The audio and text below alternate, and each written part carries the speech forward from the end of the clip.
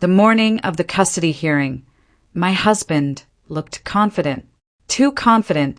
He sat beside his lawyer in a perfectly pressed navy suit, whispering something that made them both smirk. Every time I glanced in their direction, he didn't look nervous. He looked victorious. For months, he'd been building a story about me, that I was unstable, emotional, irresponsible with money. He painted himself as the calm, reliable father, the safe choice. The problem?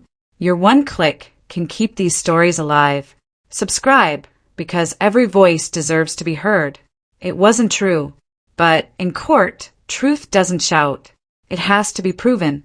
His lawyer stood first, presenting neatly organized folders, printed screenshots, carefully selected messages taken out of context.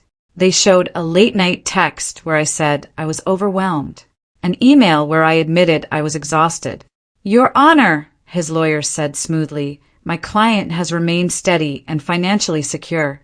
Meanwhile, Mrs. Carter has demonstrated repeated emotional instability.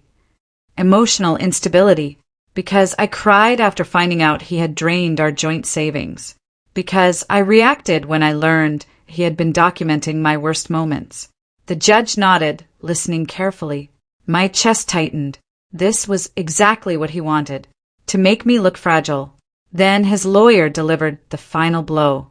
"We also have character testimony from Mr. Carter's business partner, confirming Mrs. Carter's erratic behavior during public events." Of course he did. Carefully chosen allies. People who owed him favors. I glanced at my own attorney.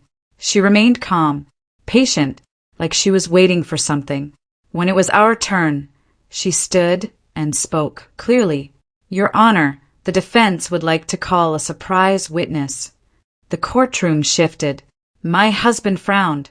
His lawyer immediately objected. We were not informed of any additional witness. My attorney nodded. The relevance only became clear after reviewing the petitioner's evidence submitted yesterday. The judge paused, then nodded. "Proceed."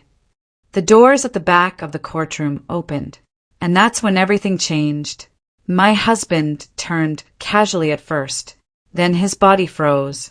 His lawyer's hand dropped from his pen, because the person walking down that aisle wasn't someone they expected. It wasn't a friend. It wasn't family. It was someone they had both sworn would never testify.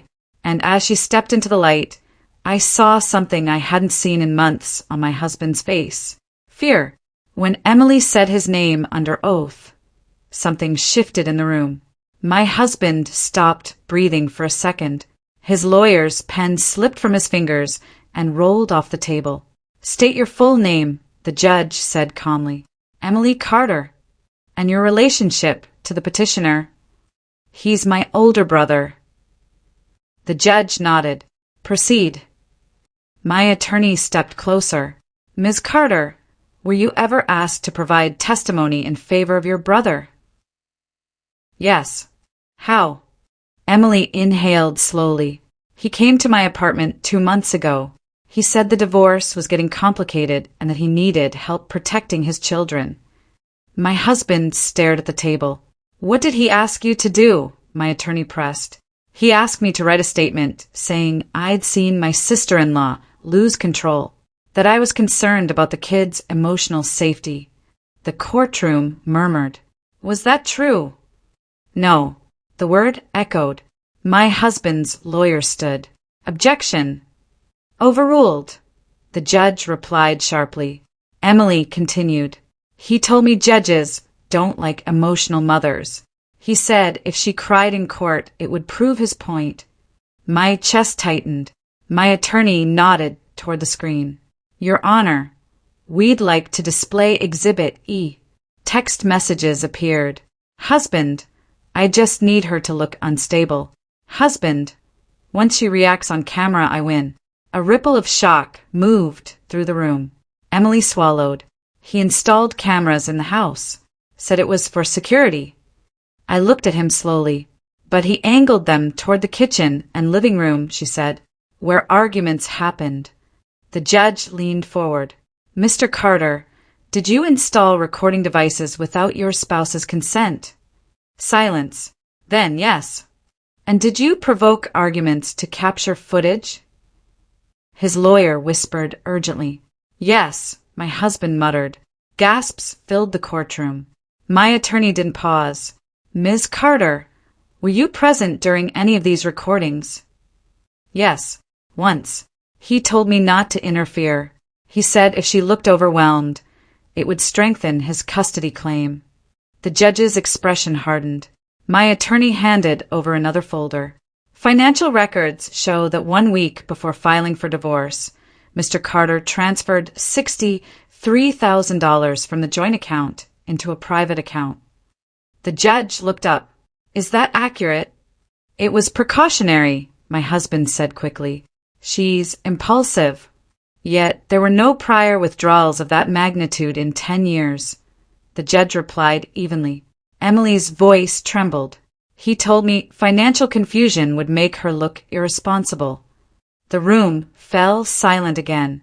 My husband finally looked at me, not angry, cornered. The judge folded his hands. Mr. Carter, this court does not tolerate manipulation, especially involving children. My husband said nothing. For months, he had built a picture of me as unstable, emotional, reckless, but piece by piece it was unraveling. The judge called a brief recess. As people stood, whispers spread through the courtroom. My husband's lawyer leaned toward him, face pale. Why didn't you tell me about the texts? He didn't answer, because the strategy that once looked flawless now looked desperate.